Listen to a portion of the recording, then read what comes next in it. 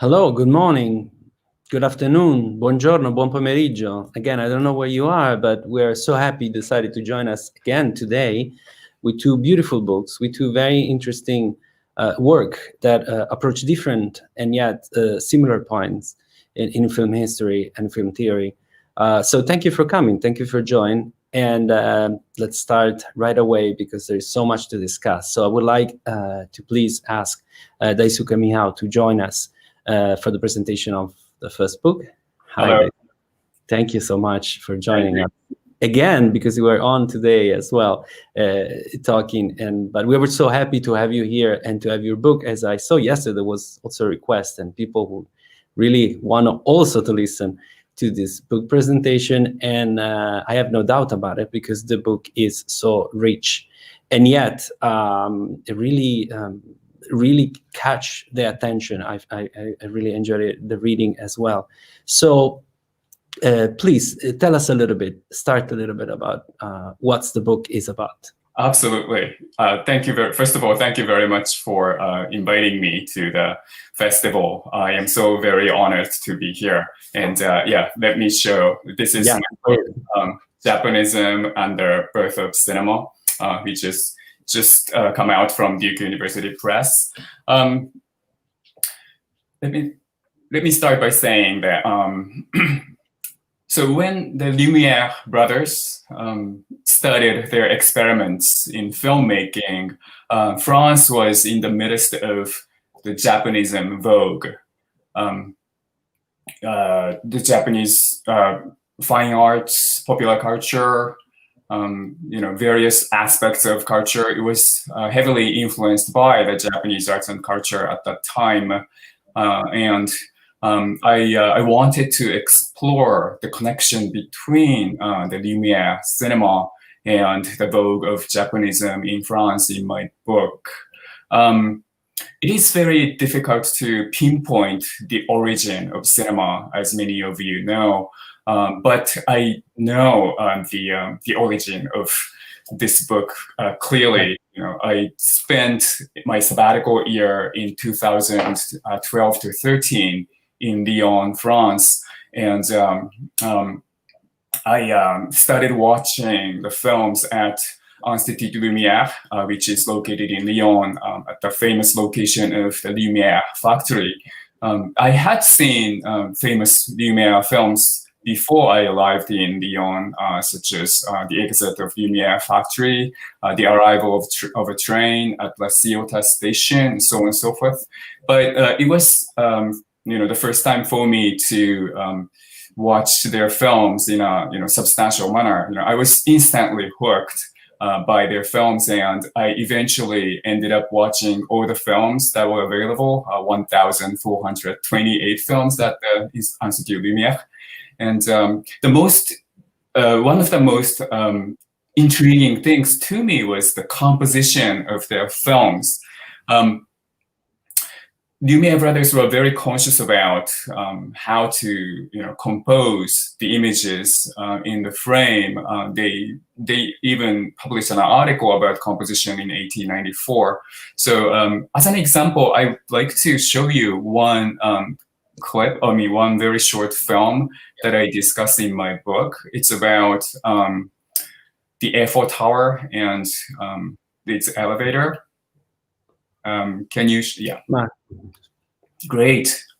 So this is a 1897 or 1898 film shot by an anonymous cinematographer from the Lumière company. The other two shots. But when you watch a film like this, it is intriguing. The contrast between the frontal layer and the second layer at the background, the contrast is so very emphasized in a very interesting manner. In addition to that, the lighting also contributes to the contrast, very dark in front and very light at the background. So composition and the lighting, I was so very intrigued by such, imagery construction. Of course, on surface, there's no obvious Japanese elements in it. However, Paolo, could you show me the images that I have sent you? Yes. Marco, can we start with the first one, please? Yes. Thank you. So this is the title of the book. Yes. So this is the picture frame that I have captured from the film. And the next one, please. Yes. So this is a woodblock prints done by contemporaneous. I mean, Henri Rivière. He was working at the famous Chat Noir in Paris around that time, and this similarities between two images are very striking. And when I saw a film like this one, Panorama Pendant l'Ascension to Eiffel, I intuitively thought about ukiyo-e paintings, so woodblock prints like this one. And this is where this project started. I wanted to create a certain connection between Lumière films and Japanese ukiyo-e prints. The next slide, please. So Henri Rivière was working on kind of a adaptation of Japanese ukiyo-e prints by Hokusai with the use of the image of Eiffel Tower around the same time. And the Lumière cinema not only just making a contrast between the frontal and the back, they were, I think, thinking about the realism of the physiological movement of our eyes as well. As you may remember from the last clip that I showed you, because of the contrast between the front and the back, the bright and darkness, our eyes couldn't help going back and forth between those two layers. So in that sense, Lumière, the scientists, they were experimenting the how to represent physiological realism of our movements as well. So that's one thing that I wanted to explore in this book, composition of Lumière films. Yeah, I wanted to add that also that the book goes very deep in more than just theorizing what it is your thought. It goes more deeply into I would say scientifically proving in our field, of course, what are you saying? Because not only there are quotes, but every or most of the sentences and whatever it is dense, but yet there is a clear reference, and there is as you showed us exactly right now, how not only theoretical but also visually what you're saying match what visually more makes sense. Thank you. This is the most experimental book that I have ever done, I think. The previous two books that I have done, Sesu Hayakawa and The Aesthetics of Shadow, the facts were already there, so to speak. Hayakawa's stardom was there. Everybody, especially the silent film fans knew about it. And the aesthetics of shadow, the discourse of the beauty of shadow existed in Japan. So what I wanted to do was, how those discourses or how the stardom of Hayakawa came out. So in that sense, the archival projects that I have done was to prove, to examine how those things came out. But in this case, the connection between Japonism and the Lumière cinema, it's not really a fact. It is a connection that we need to figure out, analyze out of the images that we have in their films. So in that sense, it was a very experimental work. So I'm very happy to hear that you sense the evidences that I have provided in my book. I would say so because also you intentionally, it's not only a question of being provocative, but also to be clearly questioning. And with that, also that sense also that we have of Lumière films, which is great, but not as movies, also as in the technical content. For example, I remember clearly when you're talking about perspective and how has been seen and discussed as the Renaissance perspective in Lumière film. While you question that thought, I think very pointed and very exactly to something that makes exactly sense. So I would like to, if you can address that as well a little bit. Yes, so the dominant discourse at that time was the linear perspective in paintings since the Renaissance era, and because of the the impact of Japonism or Japanese art, painters like Impressionists, Post-Impressionists, they were experimenting how to create or how to challenge such a dominant discourse in fine arts. And I think Lumière cinema was also participated in such, challenging, rebelling discourses around that time by focusing on, like I said, the physiology of the eye, by way of looking at Japanese woodblock prints and its composition, the contrast between the background and the foreground, and mobilization of our eyes. I mean, the viewer's eyes, not only just representing the painter's or the cinematographer's eyes. Yeah, that is extremely interesting. Also, because I think your brother and that would be definitely a question. Do you think, I know you mentioned also about Japonism in America in your book as well. And my question would be, also judging by the movie we had watched so far, I'm thinking of the biography, but I'm sure it applied to many others. You think your research can be extended in that sense to more and other movies and movie making? Yes, I think so. In the case of the United States, it's very interesting. Well, it's like a full circle to my first book, Sesu Hayakawa. Hayakawa was in the 19-teens when, say, the vogue of Japonism was accepted in the United States as well. Of course, by way of international exposition, the goods from Japan and art of Japan went to the United States as well. But at the same time, it's by way of French vogue of Japonism. So in that case, Japan was France in the minds of some, American people and say Hollywood producers who were trying to legitimize, their products for the middle class audiences in the United States. They're thinking about not only Japan but France as well. So there is a very interesting, intercultural links or connections, at least between those three countries or cultures: the United States, France, and Japan. And in that sense, Sesu Hayakawa represented not only Japan but the Japanism vogue in Hollywood films. That's what I've discussed in the epilogue of this book. Yes, exactly. I thought exactly what you're just saying is very, very interesting and fascinating in the sense, because it's this filter Japanism to French with a kind of double exotic, if we want to say, considering France is something exotic, creative, and different, and moreover, if you bring something even farther for the reality, it's a double farther, it's double exotic in a way, which makes even, of course, in the mind of the producer, even more potentially successful because of that, because of the way that is interpreted and seen and filtered.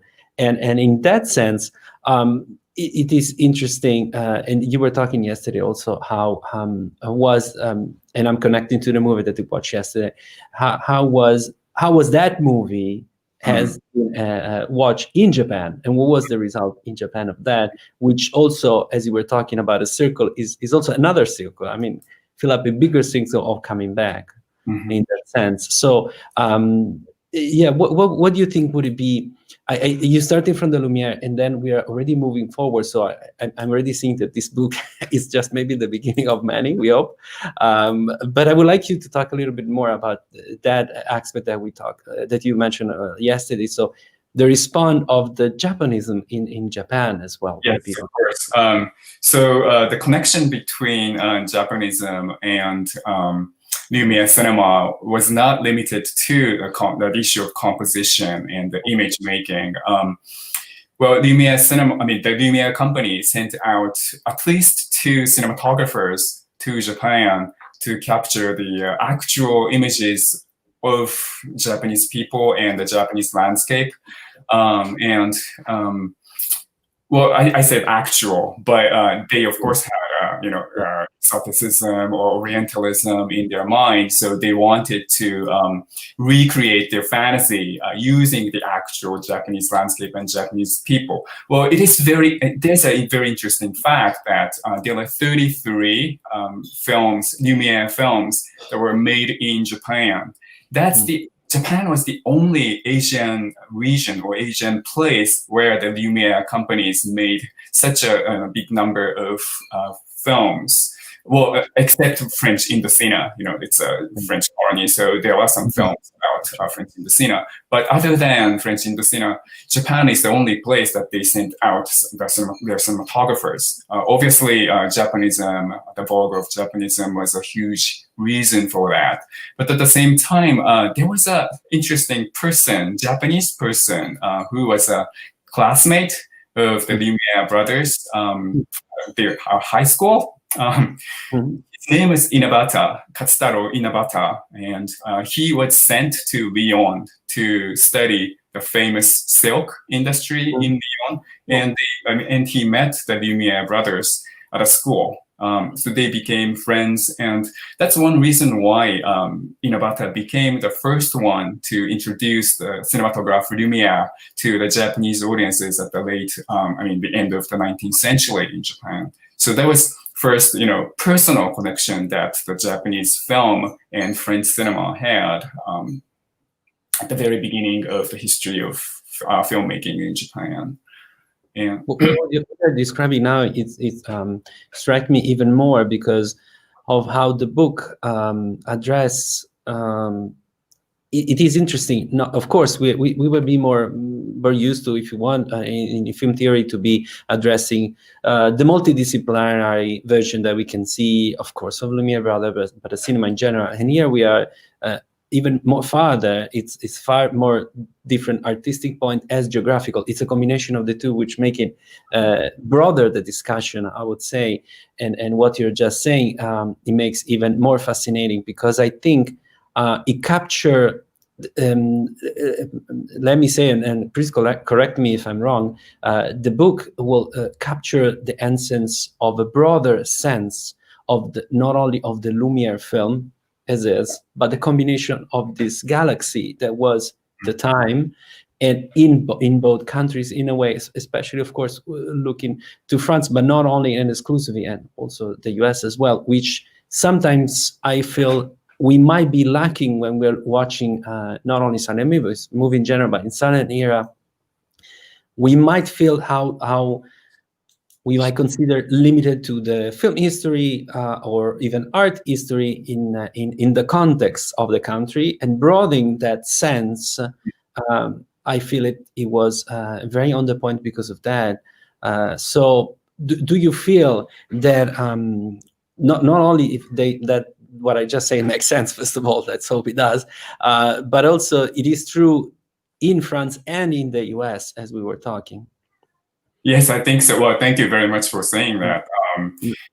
To expand the galaxy or the horizon of our expectations about the film history, that's really what I wanted to do in this book. So I really appreciate what you have said to us. In that sense, I want to show you some other images that I have sent to you. Yes, please. In the meantime, if there is any comments or question, please, the chat, everybody is more than happy to join us. But please, Daisuke, go ahead. One. Yeah, so the perspective that I have talked about, so this is other examples of emphasizing contrast, and Impressionist was also, trying to create, and this is the physiological, experiment. So these are the two cinematographers the Lumière company sent to Japan, and Constant Giroux and Gabriel Bell, and Inabata is the Japanese man on the right. So they made a film about Inabata's family as well. And the next one, please. So, this is an Oriental or Japanese fantasy that they had in mind when they made films in Japan, so to speak. And Constant Giroux, one of the cinematographers, also, posed as a Japanese person. This an image, and and this is another image. And the next one, please. So Orientalist fantasy, geisha fantasy, in the context of geisha fantasy. Yeah, please, the next one. So yeah, there was a Japanese cinematographer who made some films for Lumière company as well. And his film is fascinating because what he did was exactly what you just told us, Paolo. There was a lot of conversations between Japan, France, and even the United States in his films. Next image, please. So this is a capture, screen capture from his, that Shibata made on the street of Tokyo. But as you see, well, if this film had been taken by a French cinematographer, maybe these, westernized or modernized buildings, or even, the alphabet, like Hattori's company, Seiko, the clock company.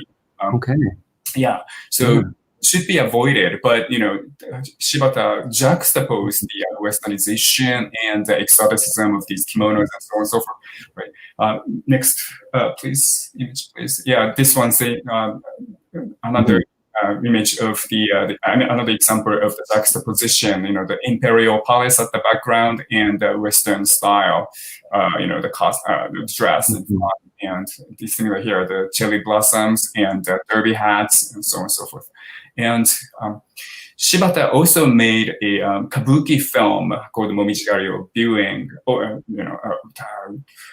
the viewing Autumn Leaves in 1899. And this film is considered to be the earliest surviving Japanese films in Japan that depicted the traditional Japanese culture. But interestingly, the next slide, please. This is Monet's famous painting, Japanese. The image that you see, the samurai, trying to, draw his sword in here. This, I think, this is my assumption. But this image is from the Maple Viewing. The same motif of the Maple Viewing, Momijigari. It's a famous, well-known story in No and Kabuki drama in here. I don't believe Monet was very familiar with the story itself, but the motif of Momijigari had already been in Europe in the late 19th century. The next slide, please. By way of the next slide, please. Yeah, by way of these ukiyo-e prints. So as you see, the similarities of the figures. Samurai figures between these two images, the La Japonese and this one, this is striking. So if we consider, this kind of, the discourses in arts, Shibata, the cinematographer of the Lumière company, might have been thinking about, exporting his films to Europe. Yes. Even, on surface, it only looks like actual capture of the kabuki play for the record of the traditionality. But at the same time, he might have been thinking about exporting such films of his to Europe. So what you're saying is there was an interaction that maybe we haven't seen a capture. There was more straight related how the filmmaking was, and he knows how the Lumière filmmaking was, their meaning, what they were looking for. He was thinking, well, if that's what they're looking for, in my way, I can express something that can be interesting. I know there is, let's call it a market, an audience, whatever we prefer to see it in that sense, and that is very fascinating, I must say. Yeah. Well, I don't see any comment or question, although I know there was many, but also just to be getting close to our presentation today, I wanted to add what you do just showing us, especially the photos. It's clear, as I was saying inside the book, how many reference there are to visual objects and so on. So my question would be to the photos that you just show us. Where did you find it? Not because I want to find them myself as well, but I wish. But I want to know the connection from which archive they're coming from, just to make another maybe link to what you're saying. Absolutely, yeah. So the images of the Lumière films, they are all from Studio Lumière in Lyon. Yeah. And the paintings, and so they are from all over the world, like fine arts museums of Boston, theater museums in Japan, the National Film Archive in Japan. Momiji-Gallery of Maple Viewing is preserved beautifully at the National Film Archive in Japan. So yeah. There is more than a question, a very interesting comment that said, this make me also think of Frank Lloyd Wright in the US and Japan with his architecture and collection of Japanese prints, which goes back to what we were saying, also the connection of in the US of the view of what you were talking. So I think it's a great comment. Yeah, as we were saying, I think it can be definitely expanded as theory to so many layers. They're making way stimulating in that sense. Thank you. As a last thing, yes, you were mentioning the first word you were saying was also the first word of the book, which I really like, which is how the book started and why it started in Lyon, not because of we think or we assume the cinema started in Lyon, but because the book started in Lyon. So I would like just to tell us a little bit why Lyon and yes.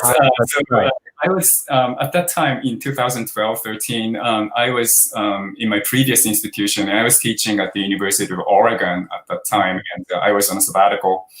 There's an exchange, scholars exchange program between at the University of Oregon and the Université Jean Moulin Lyon 3. So I was a visiting researcher in Lyon during that year, and I had an opportunity to teach a course in France. I mean, in Lyon as well. That was right after my previous book, The Aesthetics of Shadow, came out. So to be honest, I didn't have anything in mind. I wanted to go to Lyon because it was where the Lumière brothers started making their films. But I had no expectation to write a book like this at that point. I just went to Institut Lumière and went to the famous factory and started watching their films for fun. But like I said, I was instantly hooked by their films, and eventually it became, a big project for me. So, in that sense, yeah. I want us to stress that because I think it's always very important to stress when research sometimes bring it to what now we expected, and in a way that we're not expecting. If you're looking for something, we have a little bit, just really last quick final question. That is, can you address how the Japanese woodcuts and prints were disseminated in France among the middle classes? Good question. Well, the interesting episode is that ukiyo-e was not necessarily intended to be exported to France by the Japanese officials. So many of them were used as a wrapping of more precious things like the kimonos and so on and so forth. But some of the merchants, they were fascinated by what they saw on those wrapping papers, and that's where it started. The ukiyo-e prints was disseminated to the middle class, French people for free for first, as a wrapping papers. And then gradually impressionist painters like Monet, Manet, Lumière, they became interested in what they saw. And, that was when the collecting of ukiyo-e woodblock prints started. So once again, this is kind of like a coincidence. Like the beginning. I think it's great. Yes, absolutely. It's one of the best story in film art. I always consider how little things that can feel just a feeling for something else actually turn out to something different and to what we're discussing still today and now. Thank you so much, Daisuke. It was wonderful. Can you show us the book again so everybody can read it and buy it if they want? Thank you. Thank you, Daisuke. Thank you very much. And I would like to call our other 4 authors that will join to others. Talking with you, Paulo. Thank you so much for your comments. Yes. So I would like to call, sorry, Allyson Field, Marsha Gordon, and also Martin Johnson and Tanya Goldman will join us at the end for a question. Another beautiful research book, another perspective on something different. Yay, I must say. Isn't that great that we can still talk and research about something different, new perspective? How much we need of that. We always need that. Maybe these days a little bit more. So I would just leave the two of you to introduce the book, and then we'll go back for a question. Sure. Well, I'm really excited to be back at Pordenone and to bring Marsha along. So thank you, Paolo, for this invitation. Screening Race in American Non-Theatrical Film is a collection of essays that was also published by Duke University Press that presents the kind of great range of films in American film history that were made for purposes outside of theatrical entertainment, with a focus on 16mm filmmaking in the US in the 20th century. So what film scholars often don't account for fully is that non-theatrical films vastly outnumbered films that were made for commercial theatrical entertainment. So these are ethnographic films, anthropological films, classroom films, films made as part of youth workshops, filmmaking workshops, obviously home movies, films made for church screenings, government and industry sponsored films, all of these kind of films made for alternative venues, right? And increasingly, scholars and archivists are engaging with this material and really expanding the scope of research in the field. Now, what this book does is look in particular at the role of race in American non-theatrical films of the 20th century. So given their ubiquity, we were particularly interested in how Americans encountered ideas about race, about identity, politics, community, the environment, beyond the movie theaters. And the movie theater, of course, is a site that largely excluded non-white subjects or depicted them in highly caricatured or kind of one-dimensional representations. So this book is really focused on this kind of category of exhibition, what we call non-theatrical films, made for audiences outside of commercial movie theaters. Now, of course, in the silent era, commercial theaters saw a much greater range of forms of filmmaking, subjects, genres, and modes of address on one bill than later eras saw. So these are forms that we're really familiar with at Pordenone, like travelogues that we've been seeing, sponsored films, advertising films, newsreels, science and educational films, all of these different kinds of modes. So commercial cinema was much more diverse in its repertoire. But films were still, in the silent era, exhibited outside of these commercial theatrical venues. And in some practices that didn't even extend into the sound era. So that's one of the things that's explored in the book too. Now, there are 3 chapters in the book that are focused on silent era non-theatrical films in particular. And there are also a number of chapters that include discussions of silent films that were made in the sound era through 8mm, 16mm home movies, political films, ethnographic footage, just without sync sound. And I just want to mention the first chapter in the book that was written by Caitlin McGrath. And it's a fascinating chapter called A Vanishing Race, ? And this is a chapter on the Native American films of J.K. Dixon, who was a public lecturer and filmmaker who was employed by the Wanamaker department store. And Dixon made several series of films and photographs for Wanamaker's education department. And these were taken during his expeditions to over 80 Native American communities between 1908 and 1913. And it's a really kind of crucial history for Native American representation in this period. And as Caitlin demonstrates, how non-theatrical film sponsorship and education exhibition mattered for the efforts towards greater Native American enfranchisement in this period. There are 2 other chapters in the book that concern the silent era, authored by Tanya Goldman and Martin Johnson. And they're both here today, so you'll be hearing more about their research shortly. But overall, across the 18 chapters in the book, plus our introduction and the preface written by my colleague, Jacqueline Stewart, what we're trying to do really is, I think, provide an alternative genealogy of thinking about American cinema that's really on a parallel track with commercial film production, and thinking about how this alternative genealogy, how these films really responded to negotiated, and shaped attitudes about race in a very uncomfortably pluralistic society. But it's also a project that models, we hope, a kind of sustained collaboration between film archivists and film scholars. And that's something that Marsha is going to talk about.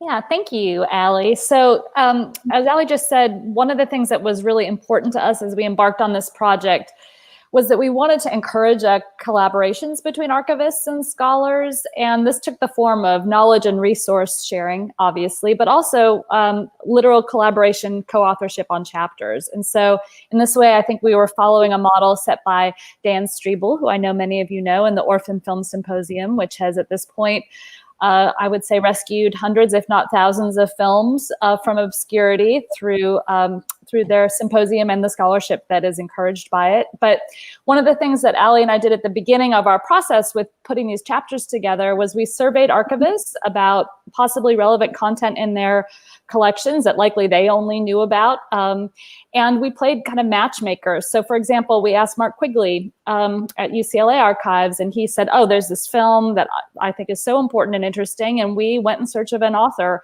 who wanted to write about it. And then Mark provided the access and basic information about the film. And as the book was being edited, UCLA preserved and digitized the film. And now there's a published chapter about the film, and anyone can view it online. And so that digitization and access initiative was incredibly important to us as well, because we realized this is not content that most people have seen before, that the chapters discuss. And so we worked with our authors, and we worked with the archivists at the institutions that held the prints being discussed to try to digitize and make accessible as much content as is possible. And so if you go to the Duke University Press website and you scroll down at our book page, you'll see a link to all of the streaming content related to the chapters that we could make available. So during the first program, on the first day of the festival, I watched that 1911 film that was shot in New York City that had that stunning footage of the African-American driver with a white family in the car.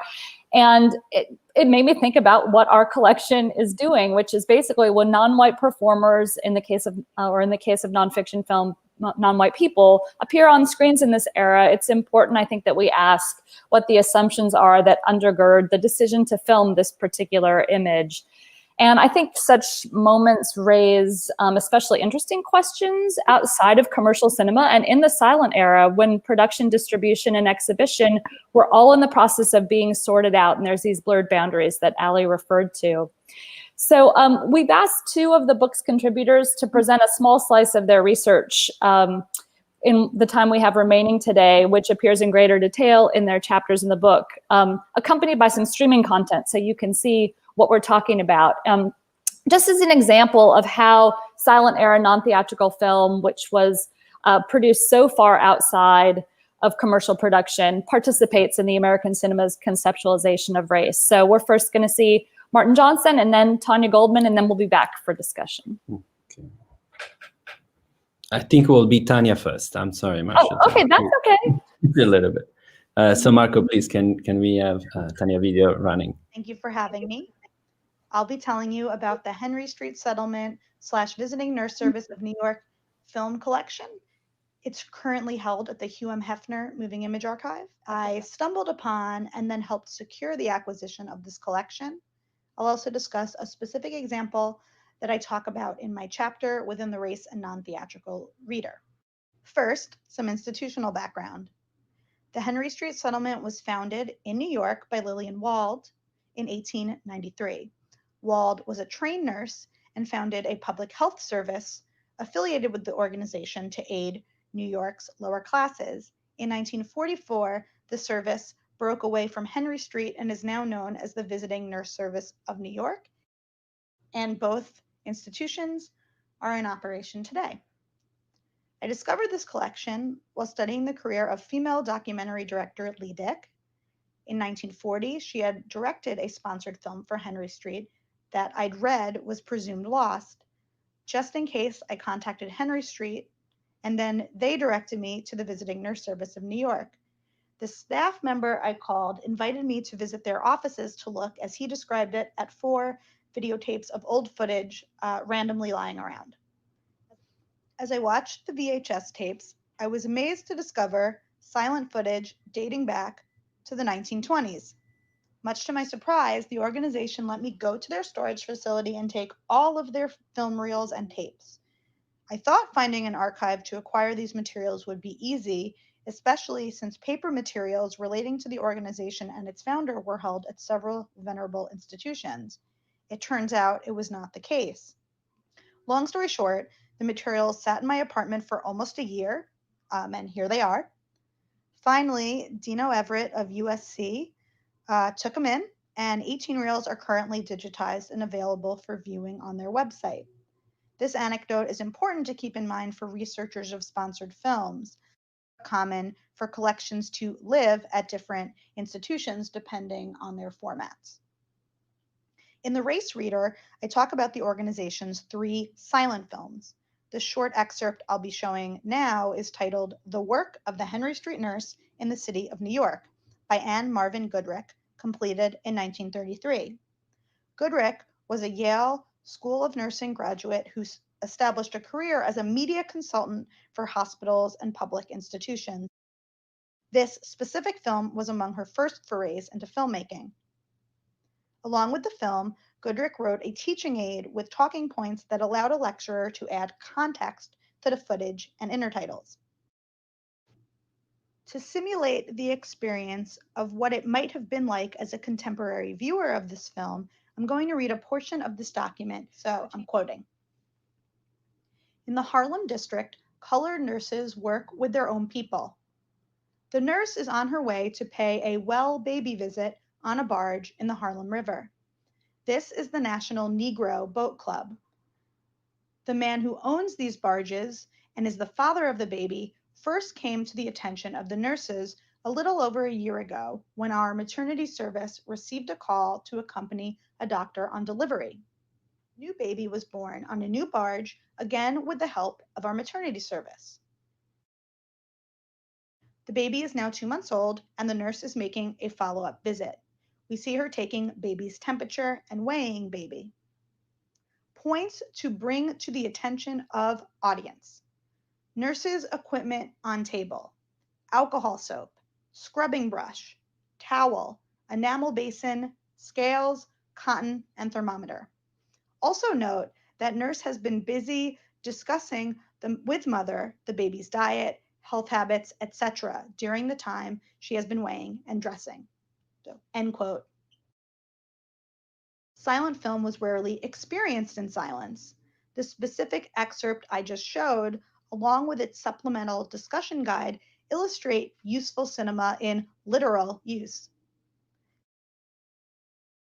The images, title cards, and discussion document work in concert to promote the organization's service, and here specifically the professional expertise of an African American nurse caring for a child. It also reveals the organization's adherence to the era's prevailing color line, as an African American nurse is allowed to serve only her own people. To conclude, this film shows how non-theatrical films must be situated within their historical contexts and read alongside relevant paper-based archival materials. Thank you.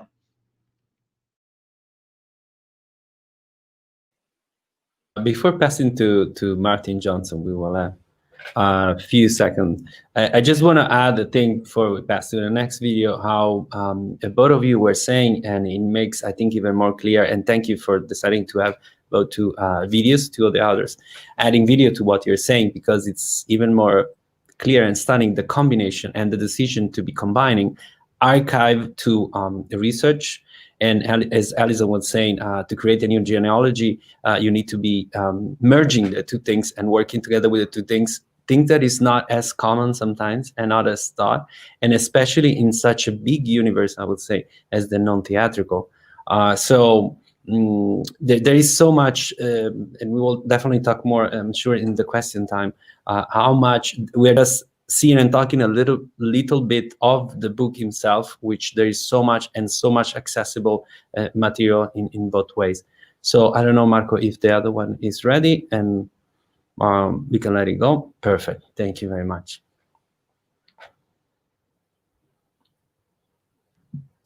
Greetings, I'm Martin Johnson, and I'm here today to talk about the film for Solomon Sir Jones. Solomon Sir Jones, who you see here, did not aspire to be a filmmaker. Instead, he was a minister. He grew up in Tennessee and moved to Oklahoma at a young age, where he started churches and businesses and generally became a prominent figure in the Black community there. But it's unlikely that Jones would have entered the field of filmmaking if not for another woman, Madam Walker.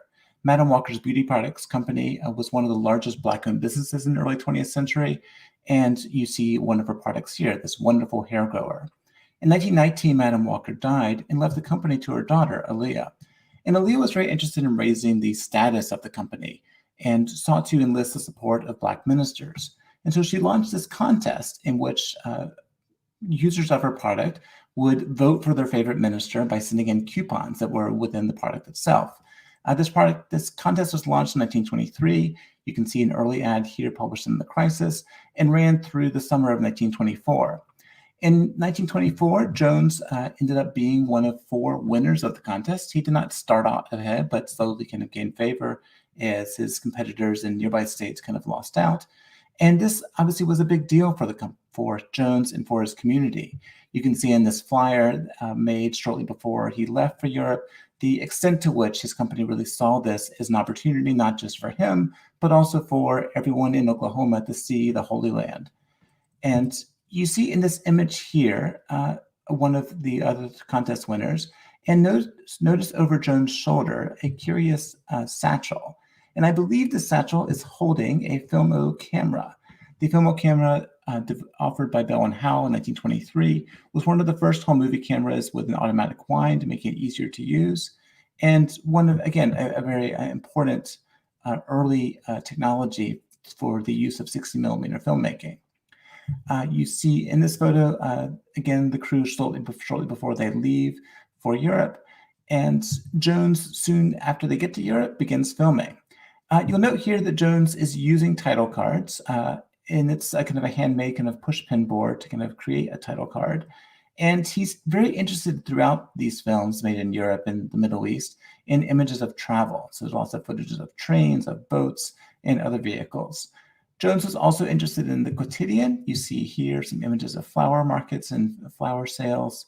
And I think throughout, it's important to remember that Jones was almost certainly one of the first African Americans to shoot on 60mm film in Europe, and possibly one of the first African Americans to make film at all in Europe or the Middle East. You can see here a map of some of his travels throughout Europe, and he used these title cards to label his films, so you know where these images were shot. So here we get some Italian footage of the seafront.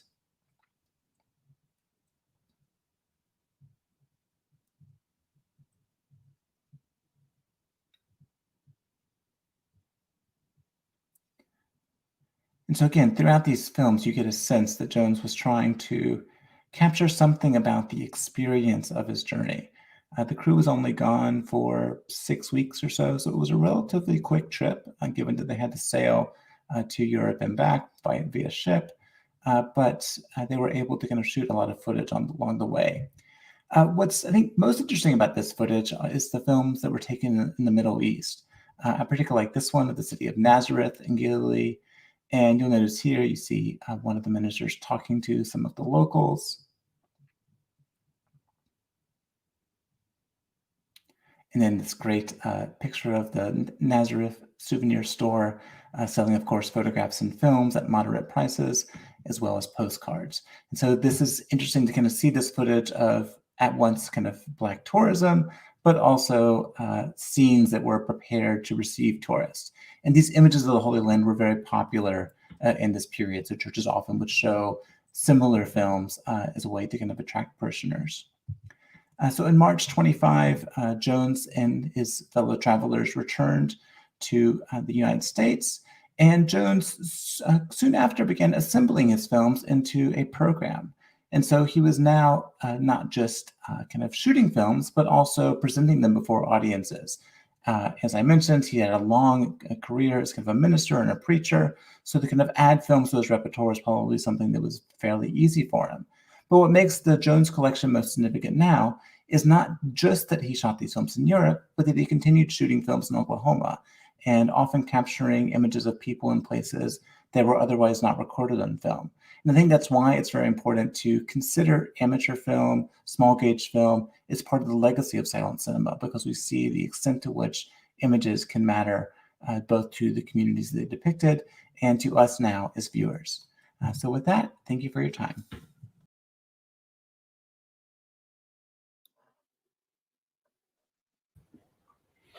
Thank you very much. And now I would like Martin and Tanya to join us as well.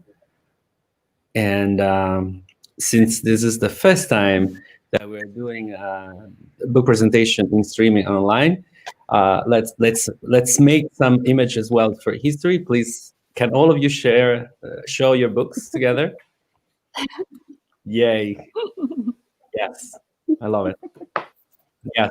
So we create a mosaic, as the book is a mosaic of different, even the lighting made different effects of the books, which is beautiful, I think.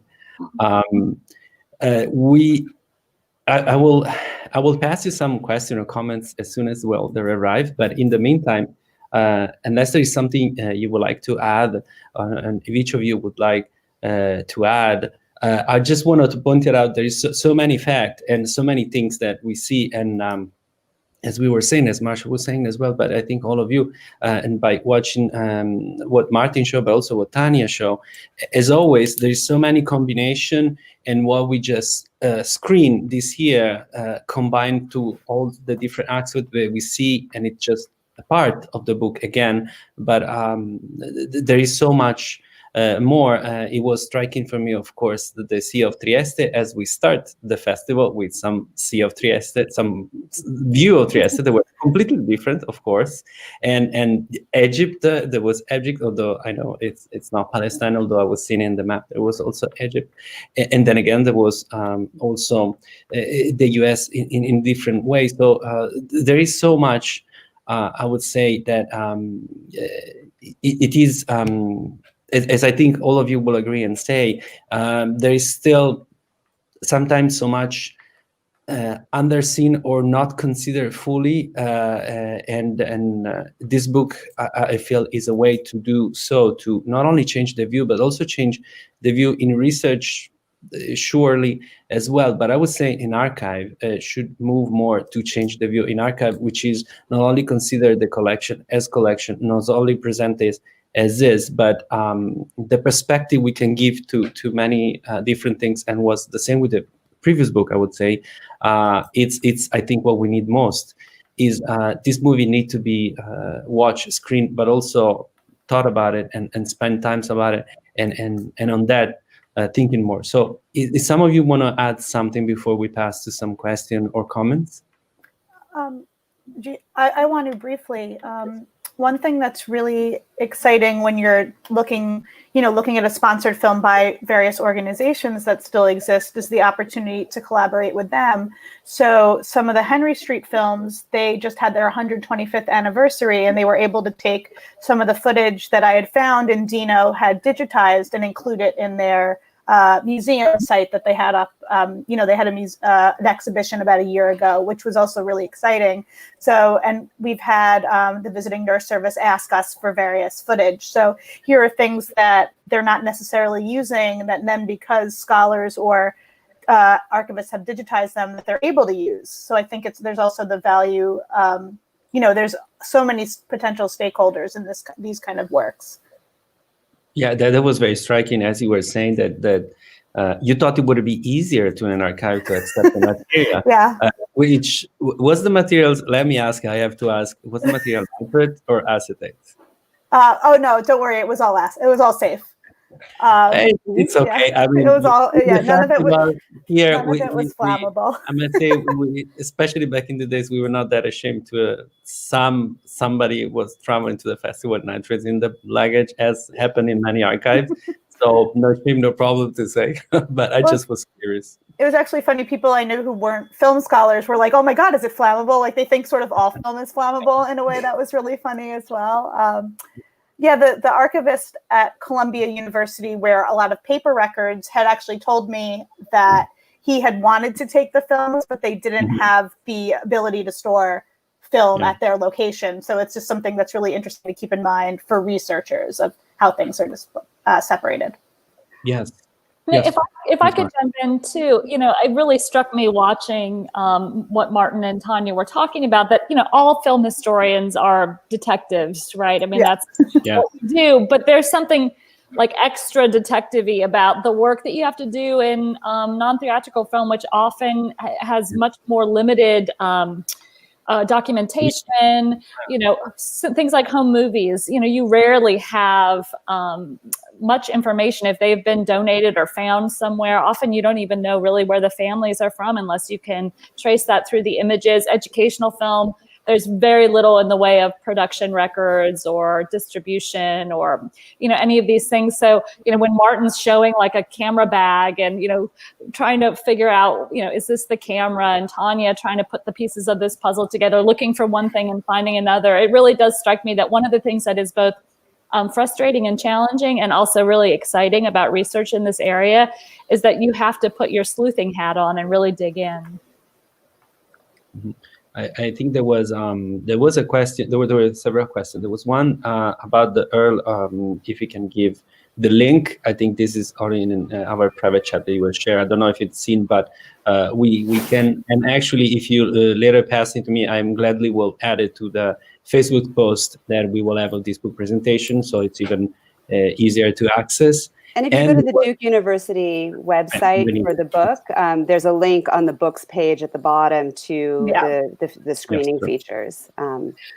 Well, and also let me add that Duke University Press recently joined in this initiative with Knowledge Unlatched, and now the entire collection of essays you can access online, free PDF format. So you can just, if you Google Knowledge Unlatched, Screening Race in American Non-Theatrical Film, you will find the book in its entirety within moments.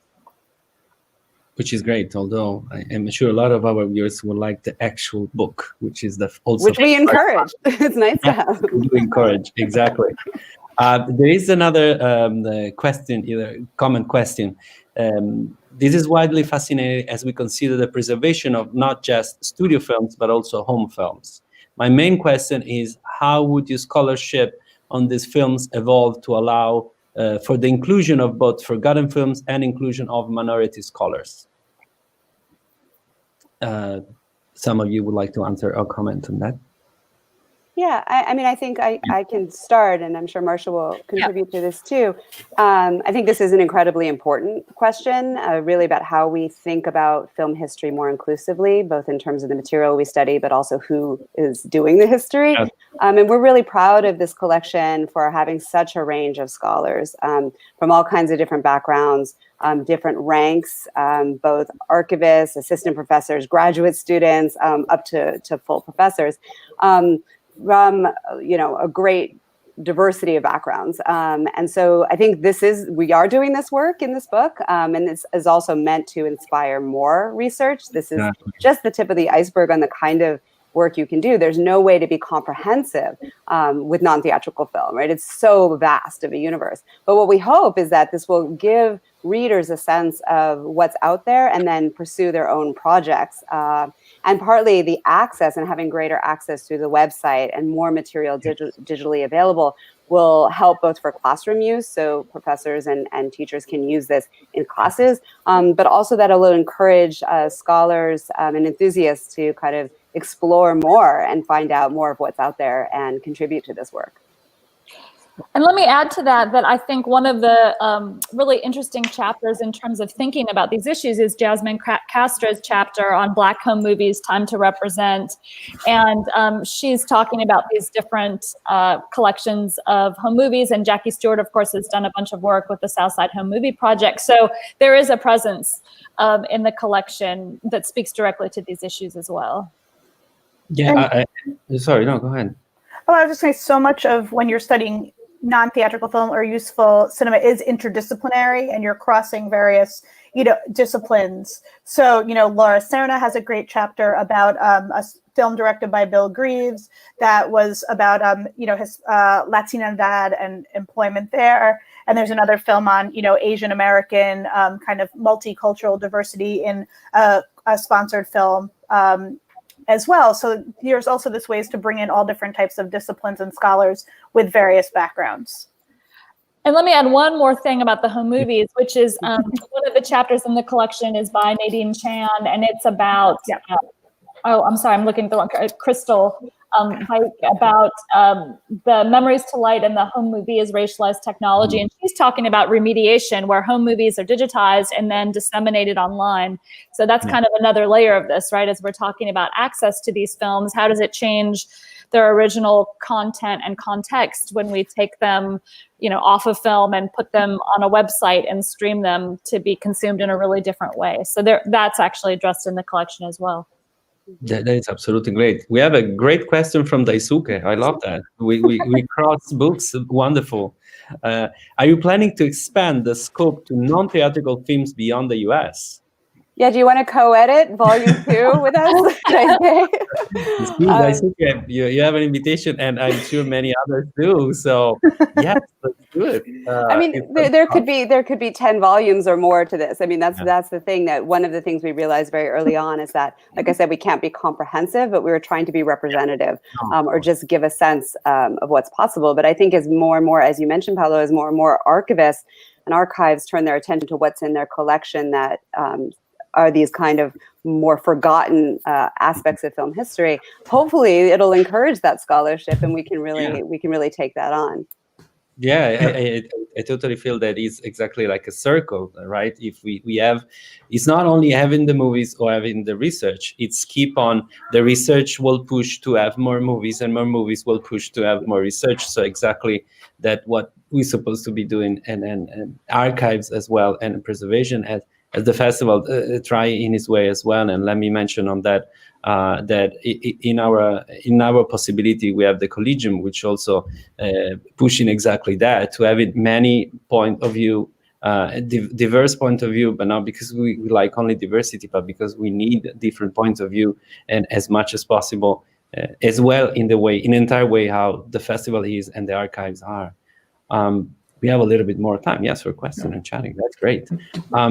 Yeah, Martin, please. Oh yeah, just to kind of carry on that. I think part of what's really exciting about focusing on film preservation and access is that you discover things about the kind of world of film production and exhibition circulation that wasn't apparent before. So for example, the Solomon Sir-Jones films were purchased at auction by Yale University, the Beinecke Library, in 2009. And when they digitized it, they added the intertitle text, but they've done very little other contextualization. So when I approached the material, I was thinking, oh, here's a whole movie collection. Here's something that's very kind of marginal. And then doing the research, I realized, Solomon Sir-Jones was a major figure. He was the head of a Baptist kind of convention, so a nationally known religious figure. And we weren't aware of his films and his work, in part because the field, both the historical material we access, kind of was not often didn't recognize African-American contributions. So for example, if you look in the publications of the Amateur Cinema League and Home Movies Magazine and Movie Makers,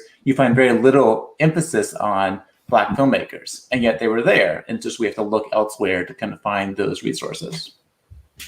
Well, and I think also, Martin, your chapter and what you're talking about is precisely gets at this idea of the blurred boundaries that I was referring to when I was, in my brief overview at the beginning of this presentation, because these are home movies, these are travel films, but then from that flyer you put up, he's charging admission, right? So then they become commercial. So they're church films as well. So they fit into all of these categories. And so that's part of this kind of slippery, interesting categorization too.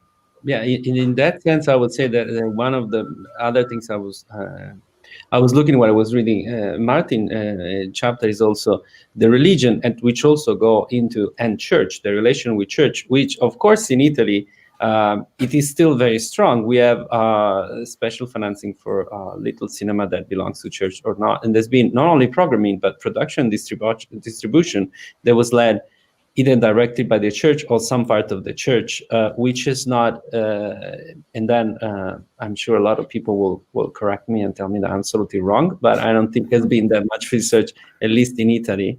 And yet there are important collection in that sense. They have that view and so on, which also bring of some materials that was shoot from some missionary, for example, Italian missionary in China that I know of, and then some others. So then again, as you were saying, non-theatrical doesn't mean, again, not a mission or not a business or not some part of that, which involve exactly the same as fiction or production or theatrical, whatever we want to call some other. So it's just the essence of the same in all the many aspects, I would say.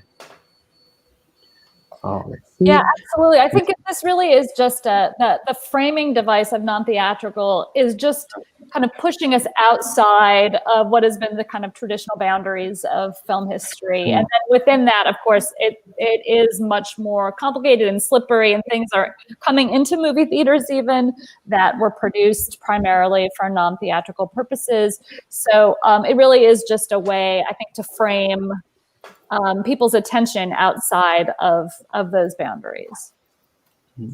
I would like all of you, if you can help me leave for the US, because in Italy I know a few for sure, like there is the home movie in Bologna, but on all there is a lot of big archives that of course are working with not theatrical. There's also not how we want to address it, not necessarily archive, but institution that in the US does the important preservation and digitization. I'm thinking of the PrellingerArchive.org, but not only there is Skip Alzheimer with Avi Geek, and there is more. So please, if there are more that you want to name, please do it. I think it's very important to remember that not only the big government institution have to do or are doing this. Yeah. I think all the regional film archives are really great. Chicago Film Archives, Northeast Historic Film, Texas Archive of the Moving Image. And I think what's really important is that a lot of the history of non-theatrical film and small gauge film is a much broader, diverse, geographically diverse and demographically diverse kind of history. So we really find a lot more material there than we do if we look only at the history of commercial film production, which is particularly true, I think, in the US. And I mean, we just also have, I was just going to say it, each chapter ends with a filmography. So even the material that's not necessarily streaming, though most of it is, you can see exactly where the prints are and where you can access them, where they're preserved, and which archives they come from. And I just wanted to say, we mentioned University of Southern California. Dino Everett has been incredibly generous with us in the process of researching this collection and in terms of making things accessible. And I think part of the art of finding material that you might not otherwise be aware of is to cultivate relationships with some of the really generous archivists who they want this material worked with. I mean, I think there used to be this idea of the gatekeeper and the archive that mercifully has been eroded, I think, for the most part, at least in my experience. And there are people like Dino at archives all over the world who are really happy to field your questions about, like, I'm interested in this area. What do you have in the collection? They know the collection in ways that those of us on the outside will never know. I mean, they're simply not cataloged to the point that we could put in a search term and find the material. And UCLA has similarly been very generous in terms of access to the collections there and to kind of institutional knowledge. And that's part of what this is relationship building with archivists and archives as a way to move the scholarship forward and outside of the canon. Yeah, and I think that, if Skip Alzheimer is one of the kind of major impetuses for this book, starting with the kind of rediscovery of Felicia, the other patron saint of this book is Mark Quigley at UCLA, who, when I was there, just, made so much accessible and showed me all these kind of wacky, cool films on 16 millimeter that he knew of that I didn't. And I think really this is so important for anyone in the collegium or anyone watching, that if you're interested in studying this, I'm sorry we're not there in person, but hopefully, create these connections, reach out to archivists, just ask what's in their collection in the area you're interested in, and start the conversations, because that's where the work begins. Yes, absolutely. I would say exactly that. I feel like it was definitely, it has been, and it still is in part, very difficult to access to some archive as they are considered the SIM collection. They rather preserve it, but not necessarily making, not even accessible, but just viewing as collection. While now things are changing and archiving is coming from different ways, luckily. And so exactly that, the fact that we promote with festival and collegium, but I think it needs to be for everybody. Just ask and see how the street will lead, the idea will lead. So finally, just to be closing our this, we can keep on for other 2 hours, but we have also movie to watch, so we have eventually to stop. The last question would be Daisuke already made one, but what would it be the next step of this project, if there is one, or if you're thinking of one? I think personally someone should write a book about Solomon Sir Jones. I don't think it should be me, but someone who can spend time in Oklahoma doing research on his films and the communities he filmed, again, many of which no longer exist, I think would be a really fascinating project, just in a more narrow sense. I think another component of this is not just the research, but the exhibition. And one of the things Marsha and I did very early on was start showing these films in different places, and focused on that location and showed films. And we're continuing to do that. We'll be doing that in Chicago in November. We've done it in Los Angeles several times. Marsha's done it in North Carolina. We've done it in New York. So just road showing so people can see as many films as we can find. Yeah, and I mean, I do think that that's an incredibly important part of this, that even though, we have a lot of the content streaming, it's not all streaming. There is some material that we can't get online for one reason or another. And doing these in-person programs, which, of course, right now, everything is virtual and streaming, so we're having to work our way around that. But there's really no substitution for that in some ways, getting people in the room and projecting. And, you all know, I'm preaching to the choir here, what an amazing experience that is. And even though obviously we have incredible access online right now, I mean, I would not be able to be in Italy right now, so I can be there virtually. I think doing these exhibitions of the material and getting more eyes on them is really an important part of this process. So, and it's something that anybody can do right now in a digital format. So that part is liberating too. Yes. So I just want to thank you, everybody. Thank all of you, Allyson, Marsha, Tanya, and Martin. Please be with me and present the movie. Hopefully next year we will all be in Pordenone to enjoy everything that is beautiful this festival. This year we enjoyed something that is beautiful anyway, even if we're far away. And before the end of today's, we have a last, it's not a book presentation. We have a little bit, we want to make a shout out on a movie that is about to come out or just coming out, and we couldn't fit in our program. We will next year for sure. Is the Harold Brown Fiaf movie edited by the Camille Blot of Wellens, and we have a video to see, a brief presentation, and then we will be back to me. So thanks everybody again. Hi everyone, and thank you very much to the festival, Jeff Weisberg and Paolo Tossini, for allowing us to present the book shortly before its publication. Harold Brown's physical characteristic of early films as aids to identification, first published by Fiaf in 1990, has become a reference for archivists all around the world. But despite calls for more contribution and collaboration, his appeal remained largely unheard and unreplied. Nevertheless, Brown's approach and methodology did convince some archivists and researchers who have studied the collection and have gathered more information since the initial publication of the book. A few years ago, I submitted to the Fiaf Technical Commission the idea of a new expanded edition that would include more resources to identify a collection, both early films and more recent film stock. We are very happy and proud to be able to share the results of this long and methodological research carried out by archivists and scholars who have finally answered Brown's call. Published exactly 30 years after the first edition, this new opus is also a way to pay tribute to Brown and his work, thanks to text on his contribution to the archival field and the genesis of physical characteristics. Brown's own text is now presented with embedded illustration, which makes the reading of the book much easier and helps us understand his methodology better. Finally, new contributions cover both early companies and film stock manufacturer. The new edition, which contains 330 pages and includes more than 900 illustrations, of which 125 are reproduced in color. We also added a comprehensive index. So we hope that this new edition will help many colleagues around the world identify more films and material, and that it will allow us to make Brown's clear-sighted approach and methodology better known, so that we continue to make new discovery in this field in the future.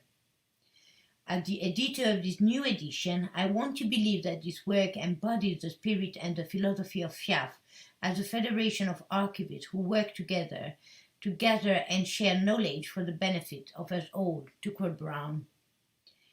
The new edition will be available for sale from the FIAF Secretariat and Indiana University Press from the end of November. For more information about the release of the book, please check the FIAF website. Thank you very much.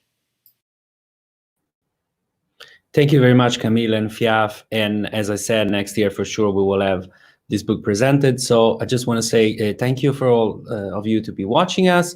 Tomorrow we will have more books, this time in Italian, but still you can follow us. There's going to be a beautiful publication about fashion and Cineteca Nazionale as well. So see you tomorrow and enjoy the movie. Goodbye. Arrivederci.